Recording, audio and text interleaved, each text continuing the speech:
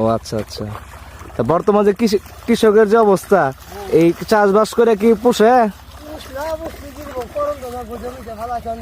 হ্যাঁ, সরকারের কাছে কি আবেদন আছে যে কৃষক যদি বাঁচে তাহলে বাঁচবো দেশ, তাই না?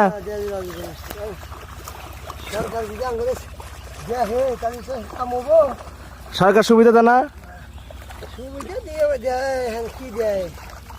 সরকারি বীজ টিজ ও, আর সামনে তো আশা করা যায় ভালো কিছু হবো, তাই না? হ্যাঁ, ইনশাল্লাহ আশা করা যায়। সরকার থেকে তো অনেক কিছু আসে, এই বীজ আছে, পাটের বীজ আছে, সরিষা বীজ আছে। এখন কৃষক যদি পাওয়া যায়, সারের খরচটা কেমন এখন বর্তমানে?